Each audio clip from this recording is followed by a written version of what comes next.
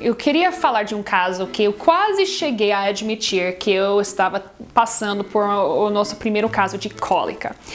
E estava chegando quase em 3 semanas.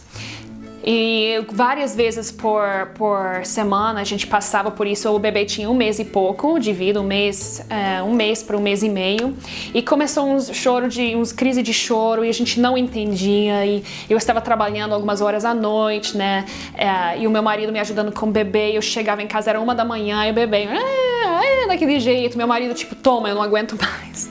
E eu tinha trabalhado, né, a noite inteira, exausto, e o bebê assim, chorando daquele jeito, e você fica com muita dor, porque você não quer que seu bebê sofra. Você não quer, você fala, meu Deus do céu, o que será que é? E em algum momento, aquela dó passa do seu bebê pra você, e você tá com dor de você mesmo, porque você tá exausto, você não dorme, não tem sossego, você já se bateu pra tentar achar o problema e, portanto, a solução, e não acha. E eu cheguei num ponto que eu estava quase admitindo que eu tinha um caso de cólica, quando eu descobri o que era.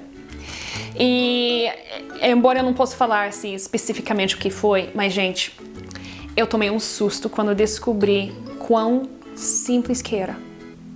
É um problema que vocês não passariam, tinha a ver com o caso do bebê, né, por ter perdido mãe. Eu não sei qual era a situação da mãe dele, mas no caso dele, ele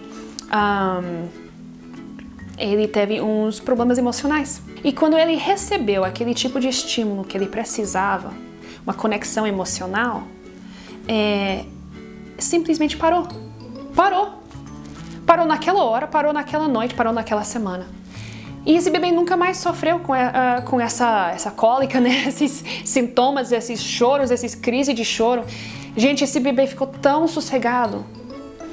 Ele tinha 1 mês e meio de vida quando nós descobrimos, né, o que era, e que era emocional. E ainda mais quando é emocional e você já está passando do ponto, porque querendo ou não, já passou semanas, já passou talvez meses, e você não está dormindo, e você está exausto, está estressado, e fica daquele jeito, muitas vezes acaba piorando, principalmente se for emocional, porque você estava melhor quando começou, agora você já está estragado, já está cansado, já está, né, tudo isso.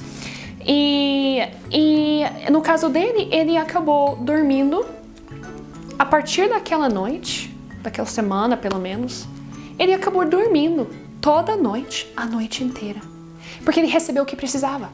Só que ele não sabia falar, então por isso que eles choram.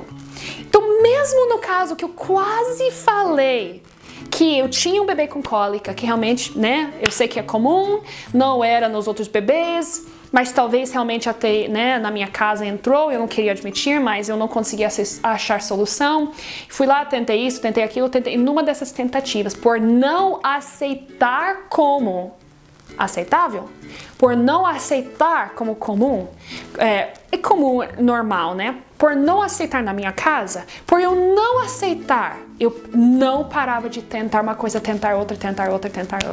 E numa dessas tentativas, eu descobri qual era a necessidade dele. Puramente emocional. E quando eu fiz isso, ele sossegou, ele ficou estressado, assim, como se estivesse falando assim pra mim, como se fosse uma cena, assim, ele tirando uma raiva da situação da vida dele. E ele simplesmente relaxou depois daquela noite, começou a dormir a noite inteira. Esse bebê de 1 mês e meio dormia 10 a 12 horas, que nem pedra. Dormia tão bem, acordava tão bem. Dali pra frente era sossegadíssimo. E nunca mais aconteceu essa necessidade que ele tinha. Não sei o que deu. E é como se ele estivesse falando assim, eu exijo alguns dos meus direitos de bebê, nasceu numa situação, coitada, assim, né? A gente não pode dar detalhes, mas numa situação que não é para nascer. E graças a Deus, seu bebê não está nascendo nessa situação.